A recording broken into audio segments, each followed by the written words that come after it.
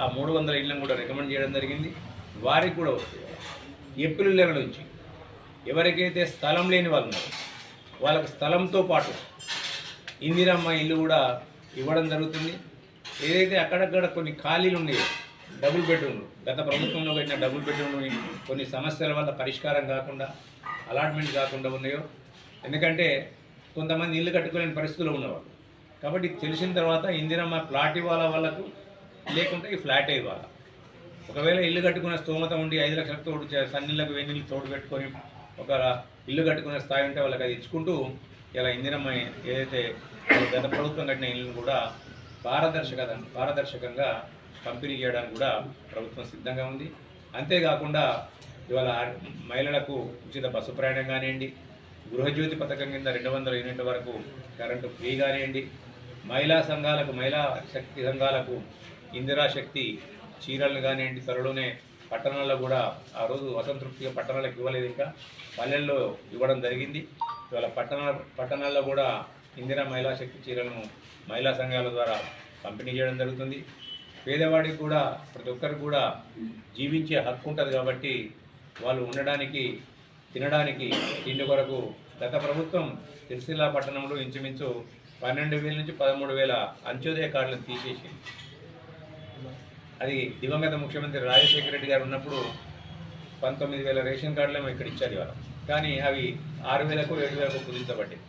మళ్ళీ ఇప్పుడు ప్రతి ఒక్కరికి కూడా అడిగిందే తడవుగా ఇవాళ శాచ్యురేషన్ లెవెల్లో అందరికి కూడా రేషన్ కార్డులు ఇస్తూనే వారికి సన్న బియ్యాన్ని కూడా అందించిన ఘనత ఈ ప్రభుత్వానికి, యనమల రేవంత్ రెడ్డి గారికి, కాంగ్రెస్ ప్రభుత్వానికి దక్కింది. ఇవన్నీ కూడా పారదర్శకంగా ఎటువంటి పైరవీలు లేవు. ఇవాళ మీరు చక్కగా పోయి అప్లై చేసుకుంటే మీ ముంగిటికే వస్తున్నాయి. ఇలా దళారులు లేరు, ఇలా కౌన్సిలర్ల పేరిట దండుకున్న వాళ్ళు లేరు. చాలా సాపిగా జరిగిపోయింది ఇవాళ.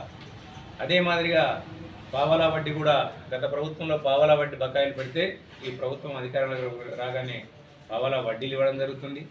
అలాగే వడ్డీ లేని రుణాన్ని 10 లక్షల రూపాయలకు పెంచుతూ ఆరోగ్యశ్రీని కూడా 10 లక్షలకు పెంచడం జరిగింది. అంతేకాకుండా 1 కోటి మంది మహిళలను కోటీశ్వరం చేయాలన్న ఉద్దేశం కొద్దీ ఈ ప్రభుత్వం మహిళా సంఘాలను, మహిళలను ఆర్థిక సాధికారత వైపు మళ్లించే దిశగా, వాళ్ళ కాళ్ళపై వాళ్ళు నిలబడుతూ ఈ సమాజాన్ని నిలబెట్టే దిశగా ఇలా ఒక అడుగు ముందుకు వేయాలన్న తపనతోని యనమల రేవంత్ రెడ్డి గారి ప్రభుత్వం మహిళా సంఘాలకు అనేకమైన ప్రోత్సాహాలు ఇస్తుంది. మహిళా సంఘాలకు బస్సులు ఇవ్వడం జరుగుతుంది. మహిళా సంఘాలకు ఎరువుల పంపిణీ కేంద్రాలను, విత్తన పంపిణీ కేంద్రాలను, వాటితో పాటు ప్యాడీ ప్రొక్యూర్మెంట్ కేంద్రాలను, వాటికి గ్యాస్ ఏజెన్సీలను, వారికి సౌరశక్తి ఉత్పాదక కేంద్రాలను, అంతేకాకుండా రైస్ మిల్లను కూడా ఇస్తూ మహిళలను ఈ సమాజంలో ఒక మహిళా సాధికారతకు తీసుకొస్తూ స్థానిక సంస్థ ఎన్నికల్లో కూడా మహిళలకు 33% రిజర్వేషన్ ఇచ్చిన ఘనత కూడా కాంగ్రెస్ పార్టీకి దక్కింది. ఇవాళ నీటి సరఫరా ఏదైతే విలీన గ్రామాలు కలుపుకున్నారు కానీ వాళ్ళకి ఇవ్వలే ఎక్కడ కూడా. ఏదో అప్పుడు మేము అందరికి ఇచ్చినాం, ఏది మిషన్ భగీరథ పేరు మీద ఇంటింటికి మేము నీళ్ళు ఇచ్చినామని చెప్పి ఒక ఊగదంపుడు ఉపన్యాసాలు ఇచ్చారు. ఇవాళ ఎక్కడ కూడా మిషన్ భగీరథ పనిచేస్తారు. ఇవాళ ఆ విలీన గ్రామాల నీటి సమస్య ఎక్కడికక్కడే ఉండిపోయింది, ఎక్కడ వేసిన గొంగలు అక్కడే ఉండిపోయింది. వాటిని కూడా తీర్చే దిశగా తప్పకుండా పనిచేస్తాం. రాబోయే కాలంలో మాకు శక్తి మేర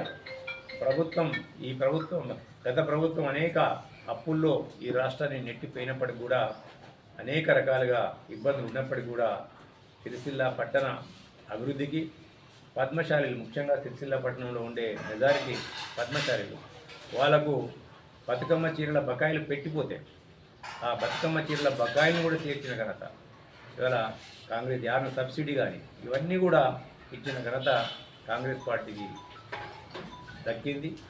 రాబోయే కాలంలో కూడా ఈ ప్రాంతాన్ని సస్యశ్యామలం చేయాలని, ఇలా సిరిసిల్ల పద్మశాలీలకు అండగా ఉండాలని చెప్పి ఇందిరా మహిళా శక్తి చీరలను కూడా సిరిసిల్ల పద్మశాలీలకే ఇచ్చి బిల్లులు పెండింగ్ లేకుండా, గత బిల్లులను మేము ఆల్రెడీ క్లియర్ చేసినాం, మళ్ళీ బిల్లులు పెండింగ్ లేకుండా వారు యార్ను కొనుగోలు ఎక్కడి నుంచో పోతే వాళ్ళకి దుబారా అవుతుందని చెప్పి యార్ను కొనుగోలు కేంద్రాన్ని ఇలా వేములవాడలో స్థాపించి యార్ను కూడా వాళ్లకు సప్లై చేసే దిశగా కాంగ్రెస్ పార్టీ పనిచేస్తుంది.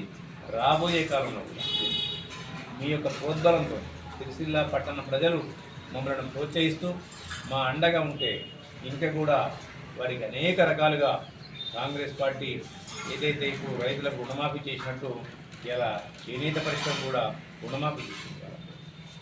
అదే మాదిరిగా ముందుకు పోతామని చెప్పి ఆశిస్తూ రాబోయే కాలంలో మున్సిపల్ ఎలక్షన్లు ఎప్పుడు వచ్చినా మాకు అండదండగా ఉండాలని చెప్పి కాంగ్రెస్ పార్టీకి మీరు అండగా ఉన్నట్టయితే కాంగ్రెస్ పార్టీ మీకు అండగా ఉంటూ ఈ మాకు ఎంకరేజ్ చేసినట్టయితే మళ్ళీ మీకు రెట్టింపు ఉత్సాహంతో పనిచేసే అవకాశం మాకు కల్పిస్తారని ఆశిస్తున్నాను.